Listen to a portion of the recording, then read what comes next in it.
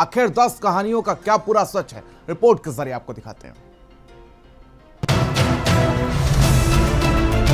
सूरजपाल जाटव उर्फ नारायण साकार हरि उर्फ भोले बाबा उर्फ विश्व हरि बाबा ने किए हैं अंतर्राज्यीय अपराध। भोले बाबा के ऊपर अब तक 5 मुकदमे चल रहे हैं। इनमें से एक एक केस आगरा, इटावा, कासगंज और फर्रुखाबाद और राजस्थान के दौसा में दर्ज हैं।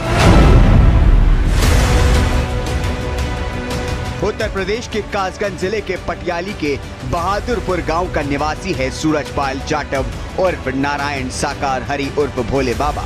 यूपी पुलिस में सिपाही रह चुका है। साल 1997 में छेड़खानी के एक मामले में यूपी पुलिस से निलंबन की सजा मिली थी।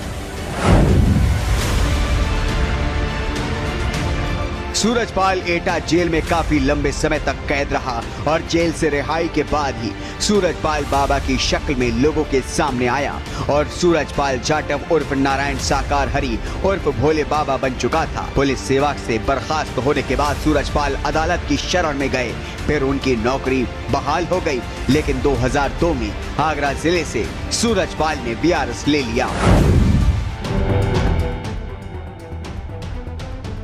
पुलिस सेवा से वीआरएस लेने के बाद सूरजपाल जाटव अपने गांव नकला बहादुरपुर पहुंचा, जहां कुछ दिन रुकने के बाद उसने ईश्वर से संवाद होने का दावा किया और खुद को भोले बाबा के तौर पर स्थापित करने की दिशा में काम शुरू किया। कुछ सालों के अंदर ही उनके भक्त उन्हें कई नामों से बुलाने लगे और इनके बड़े बड़े आयोजन शुरू हो गए, जिनमें हजारों लोग शरीक होने लगे।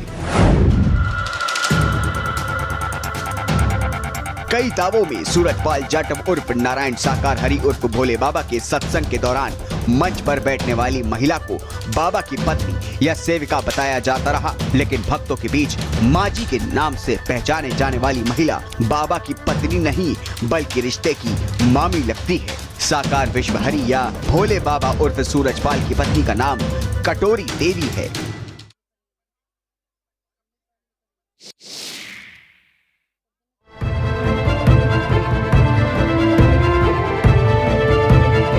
भोले बाबा उर्फ नारायण साकार हरि की अपनी फौज है।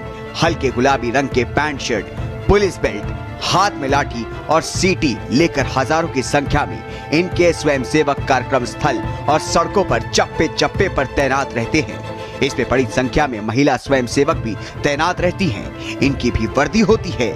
ये लोग ट्रैफिक व्यवस्था से लेकर पानी और दूसरे इंतजाम देखती हैं।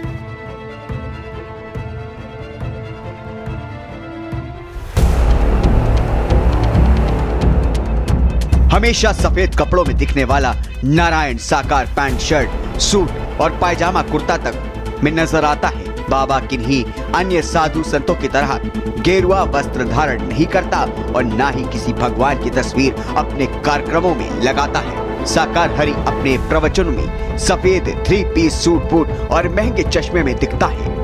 बाबा के पास लग्जरी कारों का काफिला है। सोशल मीडिया के इस युग में सूरजपाल जाटव उर्फ नारायण साकार हरि उर्फ भोले बाबा उर्फ विश्व हरि की सोशल मीडिया पर उनके भक्तों की बहुत मौजूदगी नहीं दिखाई देती है।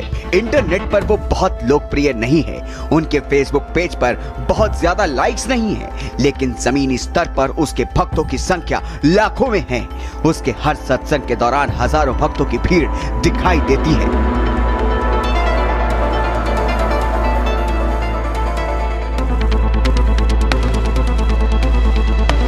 नारायण साकार अपने भक्तों से कोई भी दान, दक्षिणा और चढ़ावा आदि नहीं लेता, लेकिन इसके बावजूद उनके कई आश्रम स्थापित हो चुके हैं। उत्तर प्रदेश में कई दूसरे स्थानों पर स्वामित्व वाली जमीन पर आश्रम स्थापित करने का दावा भी किया जा रहा है। नारायण साकार हरि अपने सत्संगों में अपने भक्तों की सेवादार बनकर करते नजर आते हैं।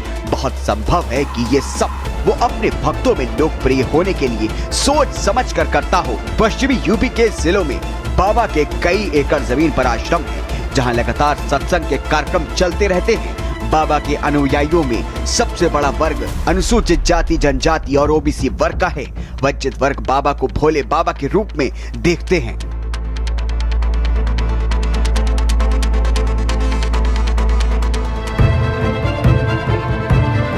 भोले बाबा का आज से 3 साल पहले इटावा में नुमाइश मैदान में भी 1 महीने तक सत्संग समागम का आयोजन हुआ था।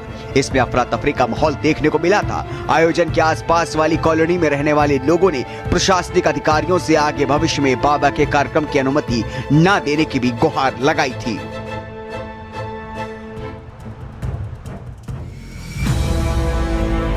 साल 2022 में कोविड गाइडलाइन के बावजूद भोले बाबा ने अपने सत्संग में 50,000 लोगों की भीड़ जुटा ली थी, जबकि इजाजत सिर्फ 50 लोगों की ही मिली थी। इससे शहर की ट्रैफिक व्यवस्था पूरी तरह से ठप हो गई थी। यूपी के फर्रुखाबाद का ये पूरा मामला था।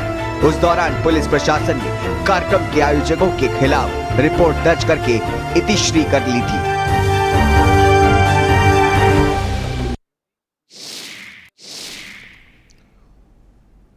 और हाथरस कांड को लेकर समय दर समय